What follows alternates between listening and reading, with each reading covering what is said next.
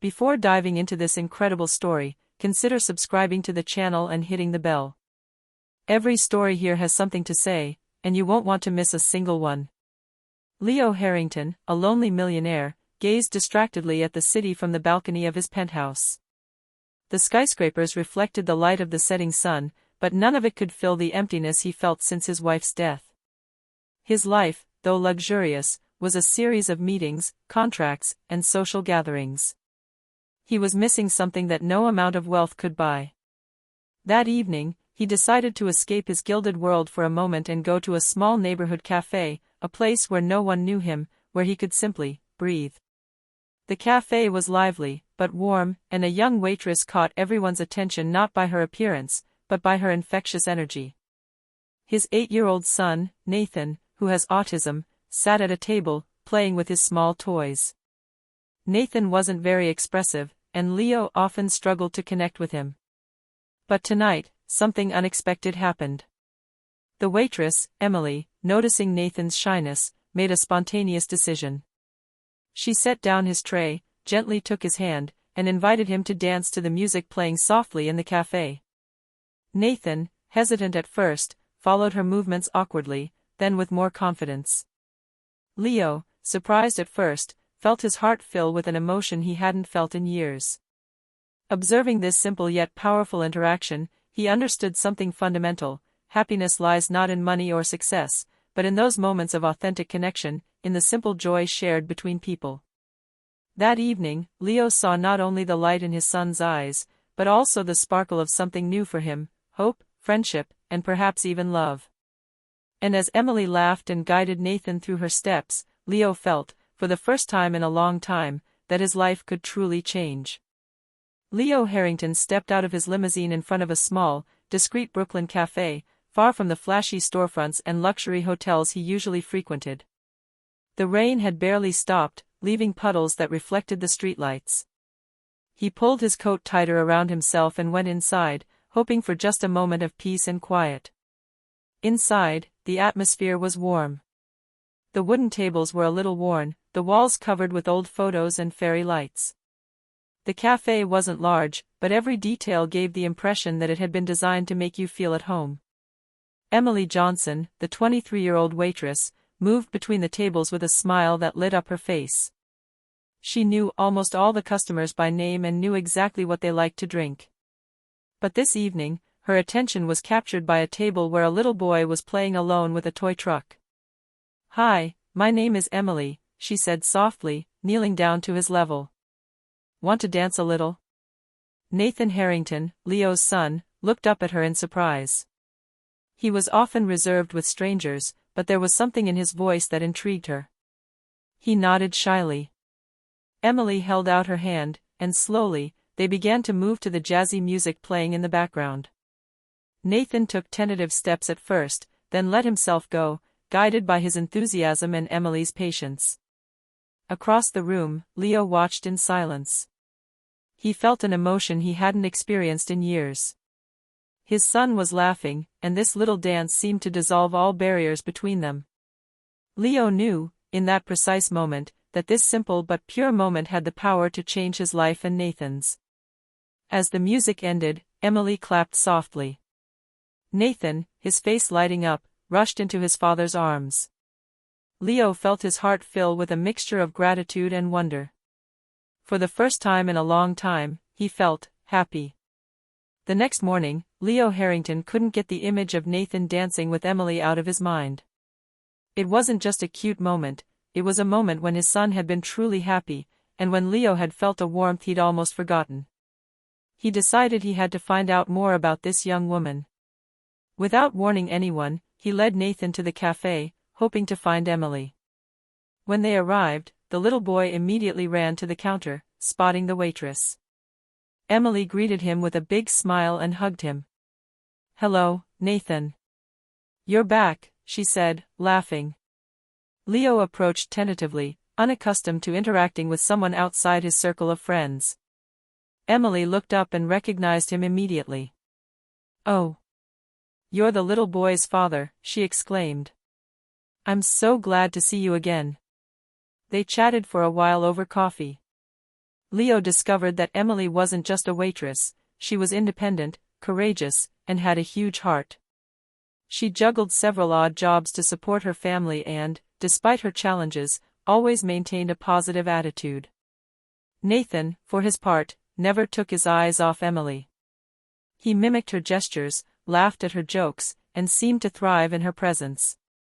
Leo felt something stir in his heart, a mixture of gratitude, admiration, and curiosity. As they were about to leave, Emily gently placed her hand on Nathan's. "Do you want to come back tomorrow for some more dancing?" she asked. Nathan nodded vigorously. Leo understood that this simple gesture, this innocent invitation, was more than a dance, it was the beginning of a bond that could transform all of their lives. He thanked Emily and, on the way home, felt for the first time in a long time that his monotonous world could open up to new possibilities. Over the next few days, Leo and Nathan returned to the cafe regularly. Each visit strengthened the bond between the little boy and Emily. Nathan laughed, danced, and even talked a little more. Leo, meanwhile, often stayed back, watching his son regain his zest for life. Yet, despite the warmth he felt, Leo felt unable to fully open up. Memories of his deceased wife and years of loneliness had erected invisible walls around his heart. He loved his son deeply, but the fear of suffering again kept him distant from others. One afternoon, Emily noticed his silence. "Mr. Harrington, you don't have to stay behind," she said softly. "Nathan needs you, but so do you." Leo smiled, a little embarrassed. I don't know how to do it. I'm used to being in control of everything, and now I have no control over what's happening." Emily placed her hand on Nathan's and encouraged him to approach his father. The little boy raised his arms. "Daddy, dance with me," he exclaimed with pure laughter. Leo hesitated, then took a deep breath. He leaned down and took Nathan's hand. The music began to play, and for the first time in years, he moved in time with his son's happiness. The walls he had built began to crack. Emily, standing nearby, watched them with a genuine smile. She could see that this moment meant more than just a few dance steps, it was an opening, the beginning of healing for a father and son. As he left that day, Leo felt a lightness he hadn't known for a long time. He knew he had to learn to trust, to let others into his life, and above all, to let himself be loved again. A few weeks later, Leo decided to show Nathan the park he used to frequent with his late wife. The sun was shining, and the air was mild, filled with children's laughter and birdsong. Nathan ran carefree ahead, while Leo walked slowly behind him, a small smile on his face. As they approached the large playground, something happened. Another child carelessly bumped into Nathan, and the little boy fell heavily to the ground. Leo immediately ran over, his heart pounding. Nathan got up in tears, but that's when Emily arrived, having also discreetly followed Leo and Nathan that morning. "Nathan, are you okay?" she exclaimed, bending down to comfort him.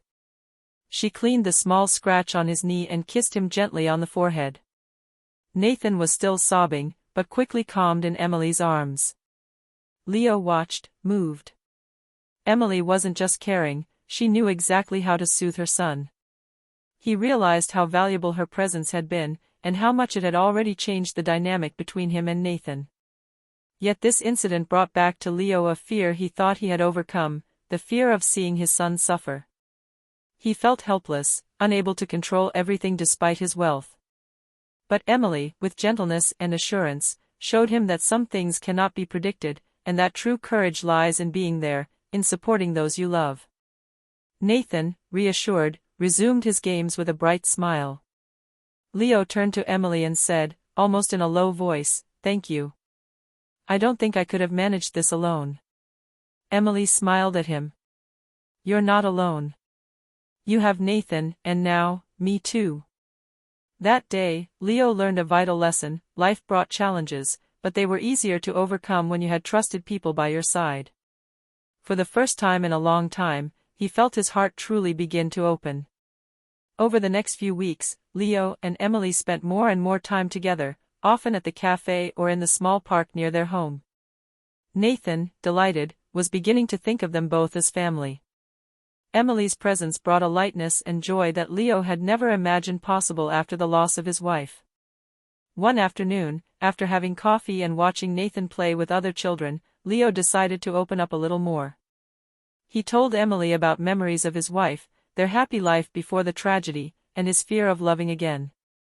Emily listened attentively, without judgment, only with a kindness that deeply touched Leo. "You know," she said softly, "the past is a part of us, but it shouldn't decide our future. Nathan is lucky to have you, and I think you deserve a little happiness for yourself too." These words resonated deeply with Leo. He realized that his loneliness wasn't inevitable. With Emily, he could learn to let go of his defenses, allow himself to feel again, and offer Nathan a family that went beyond the simple father-son bond. Later, as they walked Nathan home, Leo found himself wanting to extend their time together. He suggested they have dinner at his place that evening. Emily hesitated for a moment, but accepted with a smile.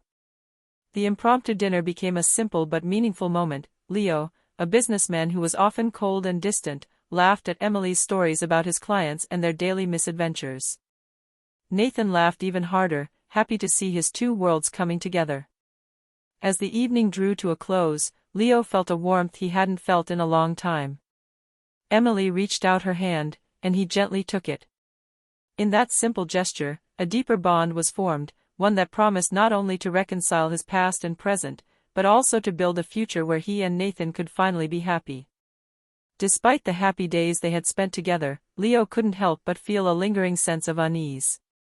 Emily had become a central presence in his and Nathan's lives, but he wondered if she could truly accept their world, so different from his reality of coffee, hard work, and modesty. One Friday afternoon, Leo invited Emily and Nathan to spend the day at his country house. He hoped the peace and beauty of the place would strengthen the bond between them.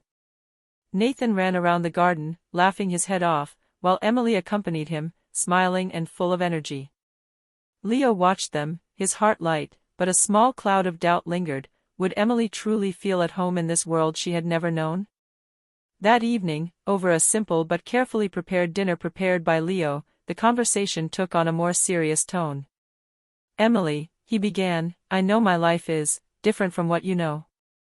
I want you to know that I never want to make you uncomfortable or ask you to change." Emily smiled softly. "Leo, I'm not naive. I know your worlds are different. But I think the most important thing is how we feel about each other. Nathan and you, they matter to me, and that's what guides me."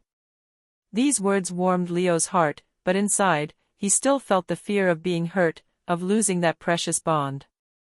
That night, alone in his room, he reflected for a long time.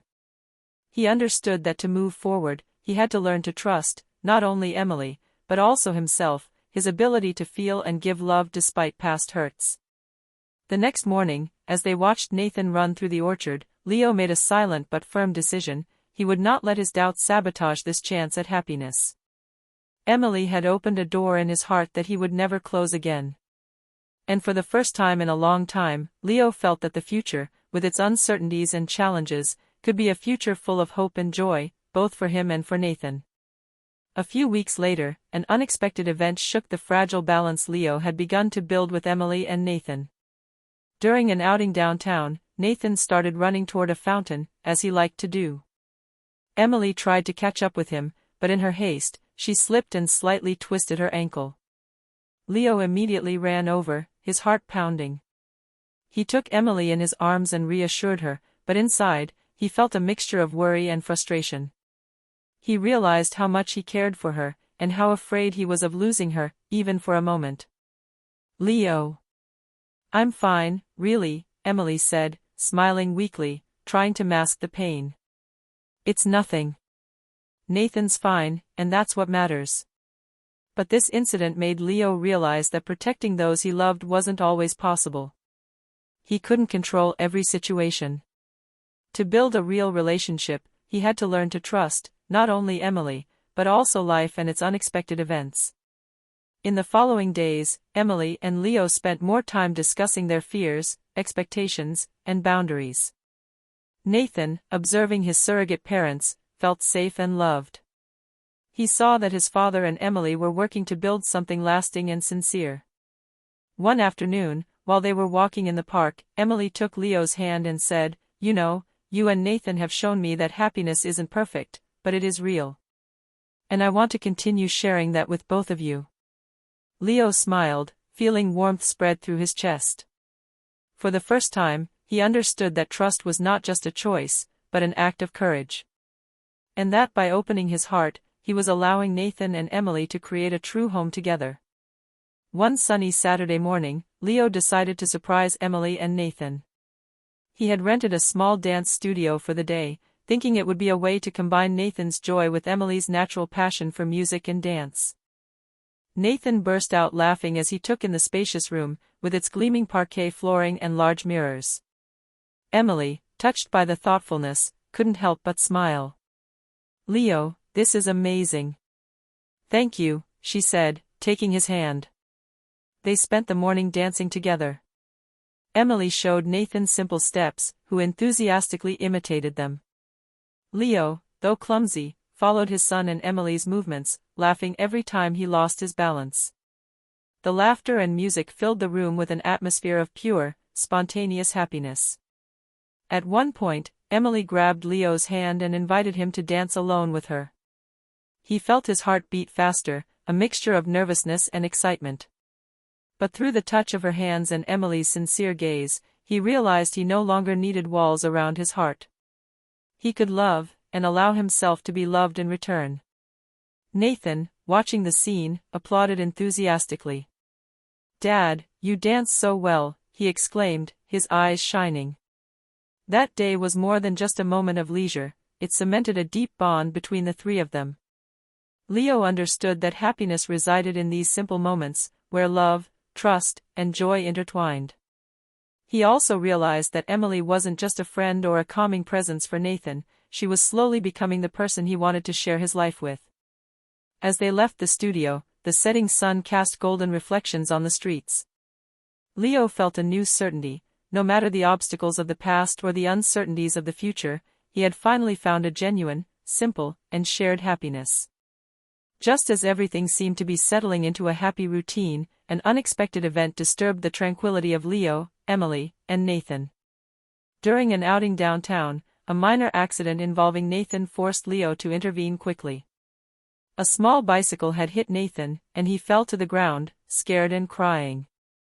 Emily immediately ran over, panicked, while Leo rushed to her side. The little boy was unharmed, but the moment served as a stark reminder to Leo that life could be unpredictable. He felt a surge of intense protectiveness toward Nathan and a visceral fear of losing what he had finally found. After this incident, Leo realized he could no longer hide behind his wealth or control, he had to fully embrace the unexpected and focus on what really mattered. Emily, with her usual gentleness, soothed Nathan and reassured Leo. "You see, Leo," she said calmly, "it's not danger or accidents that define our happiness. It's how we support each other." That day marked a turning point. Leo understood that true happiness came not only from perfect moments, but also from facing challenges together. Emily was no longer just a friend or a comforting presence, she had become a pillar of their budding family. That evening, as they drove home, Nathan asleep in the car, Leo took Emily's hand. "Thank you for being there, for him and for me," he whispered. Emily smiled and rested her head on his shoulder. "Always. We're a team now." For the first time, Leo felt truly ready to embrace the future with confidence. He had found not only happiness, but also a family that made him whole. And this certainty gave him a sense of peace he had never known before. A few months later, Leo, Emily, and Nathan had found a harmonious rhythm in their lives. Mornings were filled with laughter and simple routines, afternoons with games, dancing, and walks, and evenings with discussions and confidences. Nathan had grown emotionally, feeling loved and secure, and Leo had learned to allow warmth and affection into his life. One Sunday morning, Leo decided to surprise Nathan and Emily with a little picnic in the park where they had spent their first happy moments together. Emily had prepared little treats and sandwiches, and Nathan was jumping up and down with excitement, eager to run around in the grass. As the three of them sat on the blanket, watching the sun shine through the trees, Leo felt a sense of accomplishment and fulfillment he'd never known. Emily grabbed his hand, and wordlessly, their eyes met, expressing everything they felt: gratitude, love, and complicity. Nathan, his eyes sparkling, exclaimed, "Dad, Emily, thank you. This is the best day of my life." Leo smiled and hugged his son. "Thank you, Nathan, you taught us how to love again." Emily sat down next to him and gently rested her head on his shoulder. "Happiness isn't just what we find, it's what we create together," she whispered. On that perfect day, surrounded by laughter, warmth, and light, Leo realized that the emptiness he once felt was gone. The lonely millionaire had found more than just a presence, he had found a family, true love, and true happiness. And for the first time in years, he felt truly complete.